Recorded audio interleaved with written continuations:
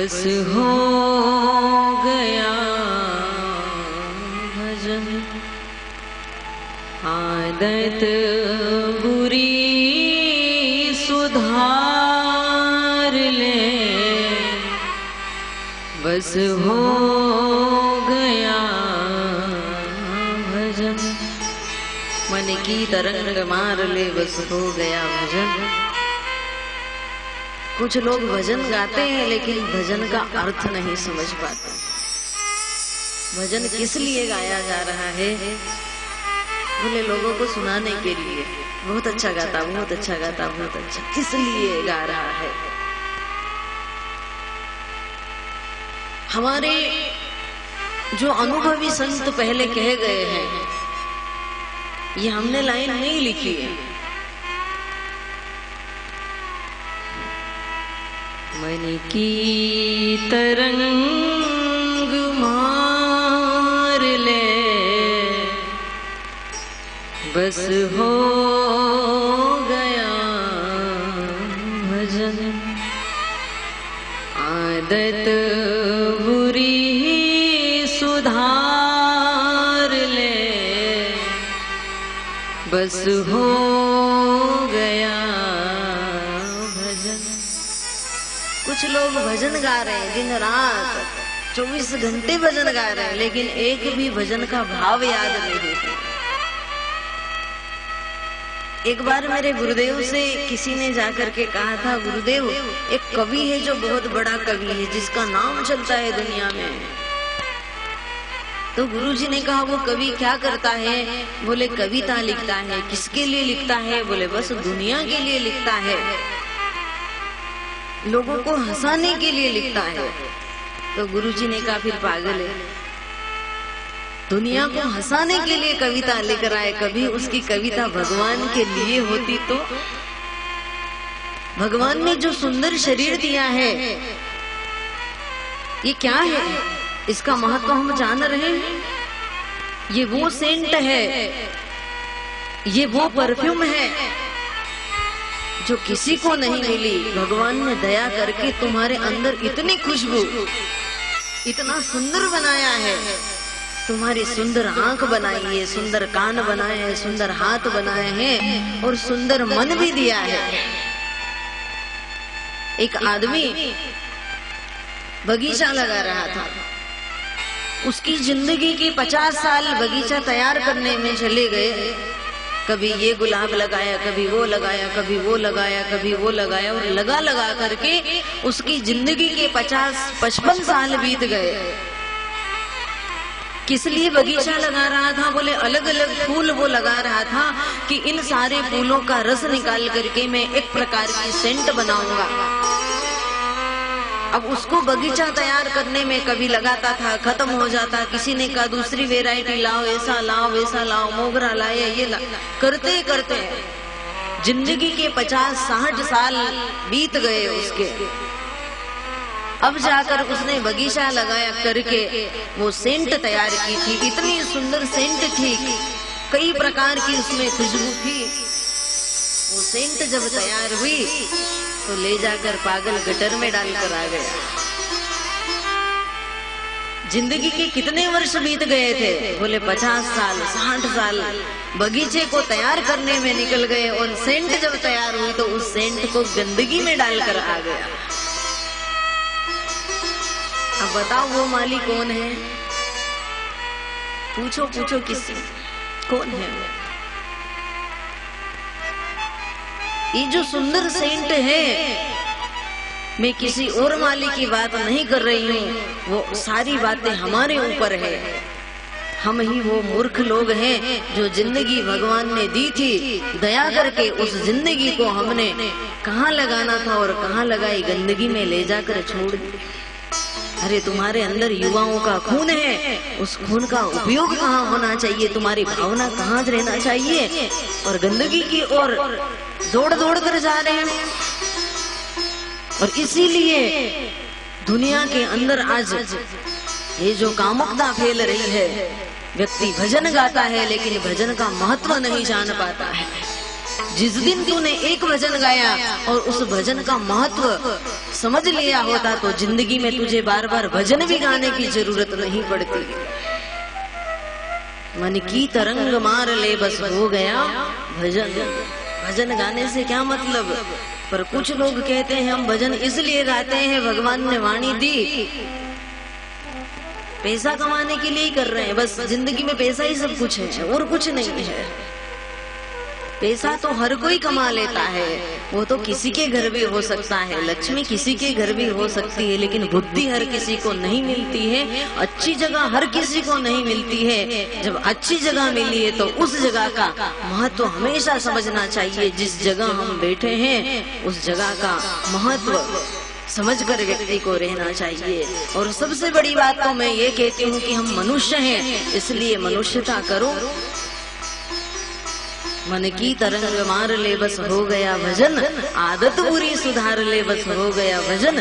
पैसे ही चाहिए ना, तो पैसे तो व्यक्ति कहीं कमा सकता है, लेकिन इस सरस्वती को लोग क्यों कलंकित कर रहे हैं? इसलिए दुनिया को रिझाने के लिए हम भजन गाते हैं क्या?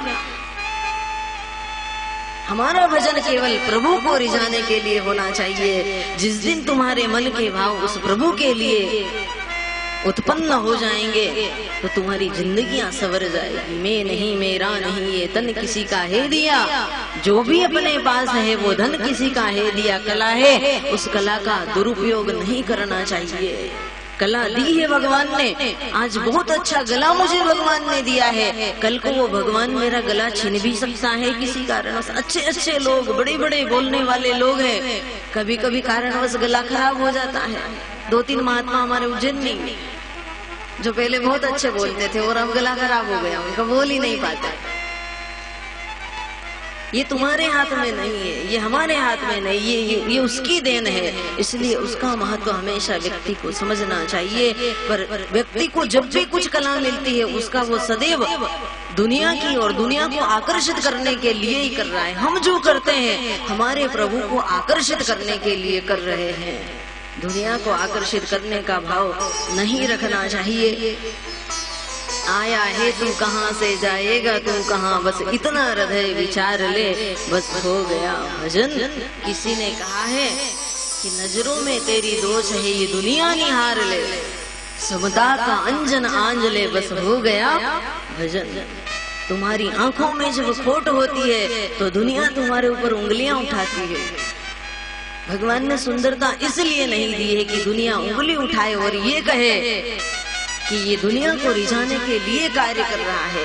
हमारा प्रत्येक कार्य भगवान के लिए, जिस जगह हम बैठे हैं उस प्रभु को समर्पित करते हुए हमारे कार्यों को हमें करना चाहिए। नेकी सभी के साथ कर,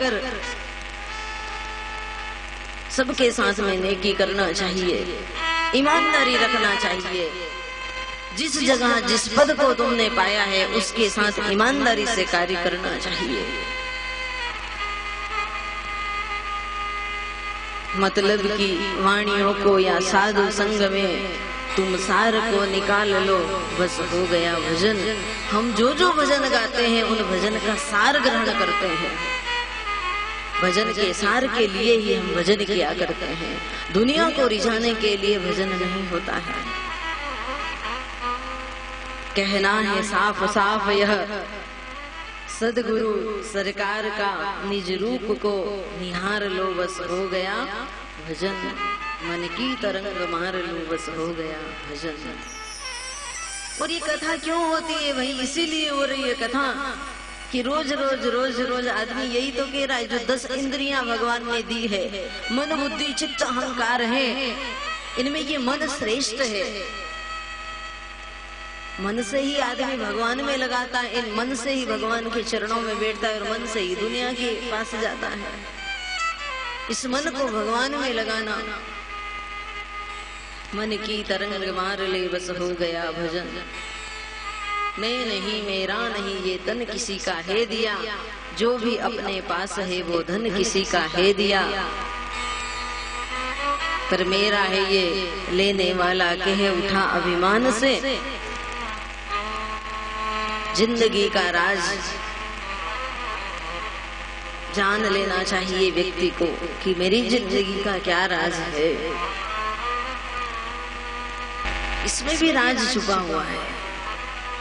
कुछ लोगों की आंखों में बड़ा चंचलता आंखों के अंदर होती है। इन आंखों की सार्थकता तभी है जब आंखों से संतों के दर्शन करके हमारी आंखें शीतल हो जाए, भगवान के दर्शन करके हमारी आंखें शीतल हो जाए।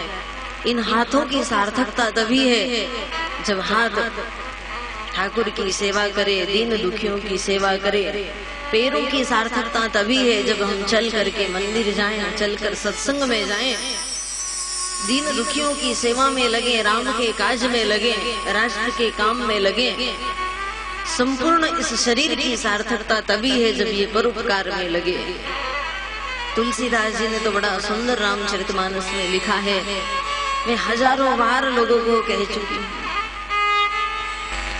वो आंख आंख नहीं है जिन आंखों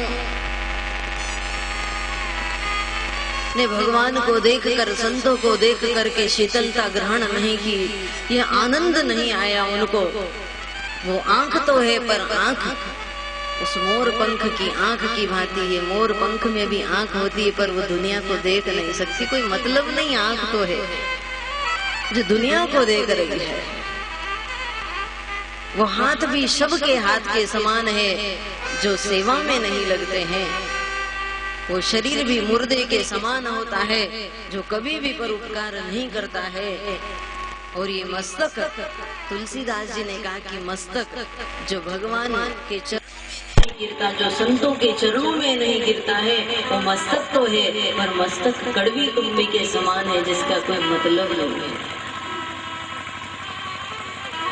मन की तरह मार ले बस हो गया भजन, आदत बुरी सुधार ले बस हो गया भजन। ये तो हमें अपने आप समझना है, कोई कब तक कहेगा। और कहने से ही सब हो जाता तो फिर दुनिया में सब लोग बदल गए होते। कहने से कुछ लोगों को असर होता है, लेकिन कभी कभी देखने से भी सुधर जाना चाहिए।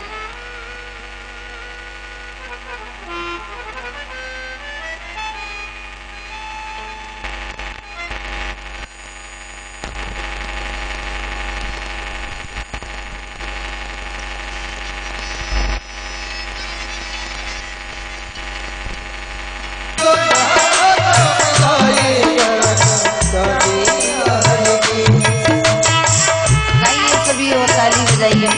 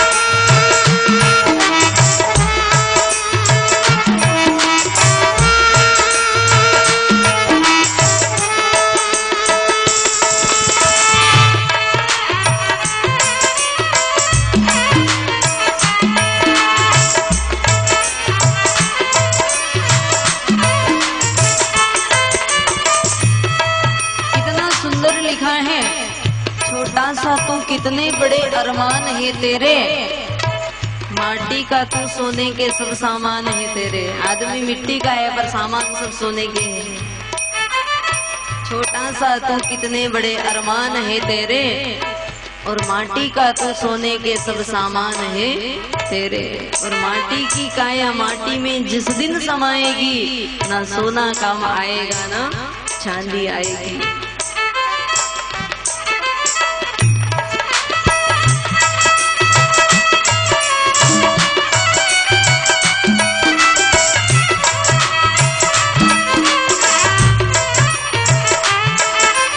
खोल के उड़ जा, पर खोल दे पिंजरा, खोल के उड़ जा। माया महल के बंधन सारे तोड़ के उड़ जा, माया महल के धड़कन में मौत जिस दिल हो, धड़कन में मौत जिस दिन, धड़कन में मौत जिस दिन समाएगी, ना सोना काम आएगा ना चांदी आएगी, ना सोना काम आएगा ना चांदी आएगी। सभी ताली बजाते जाएं, प्रेम से ताली बजाते जाएं और मुर्दे नहीं है, प्रेम से ताली बजाते।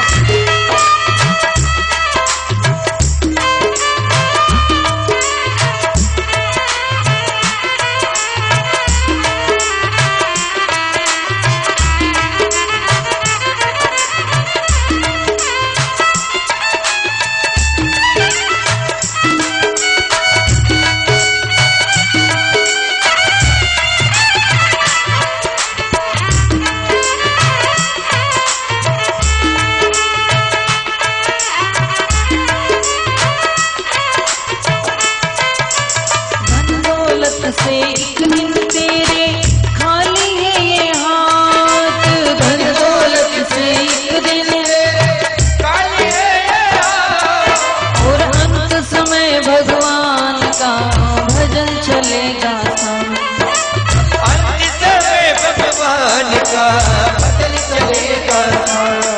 श्री सद्गुरु संत की वाणी,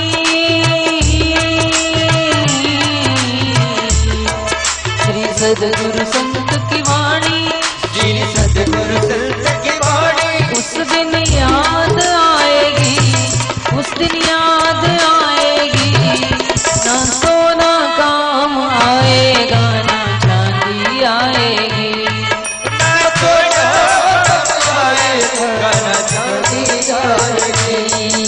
सज धज कर जिस दिन मौत की,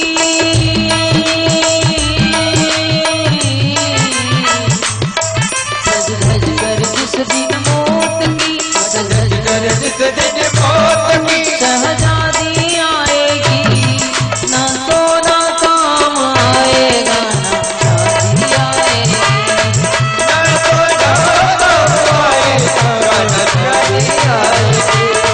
ना सोना काम आएगा ना चांदी आएगी, ना सोना काम आएगा ना चांदी आएगी,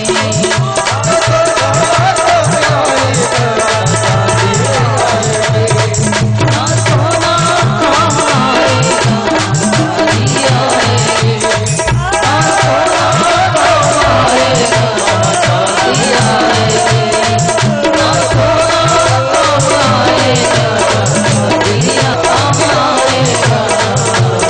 चांदी आएगी। मातृभूमि के अमर सपूत हो, मातृभूमि के सपूत हो तुम, अनल शक्ति संचार करो और जन जीवन में राष्ट्र भक्ति भर भारत यश विस्तार करो। धरा धाम का मानदंड है, नंदन कानन आहत है, केसर की पावन क्यारी का विघटन उनकी चाहत है। गंगा गीता गो माता हित, अब तो पुनर्विचार करो और जन जीवन में राष्ट्र भक्ति भर भारत यश विस्तार करो, भारत यश विस्तार करो। वह आगे आए जिसके तन में भारतीय खून बहता है, वह आगे आए जो अपने को हिंदुस्तानी कहता है। हिंदुस्तान में रहने वाला व्यक्ति केवल अपने को हिंदुस्तानी कहे, मेरा खून, मेरी ऊर्जा, मेरी ताकत, सब कुछ मेरा मेरे राष्ट्र के लिए है, मेरे सुख के लिए नहीं है। उन माताओं को देखो जिन माताओं ने अपने लाल खोए हैं, जिन माताओं ने अपने सपूत खोए हैं। किस लिए? आज तक देश की आजादी के बाद में हर व्यक्ति आजाद हो गया है और ये समझता है कि हमें आजादी फ्री में मिल गई है। देश की आजादी में कितने लोगों ने बलिदान दिए हैं, तब जाकर तुम कहीं चैन की नींद सो पा रहे हो।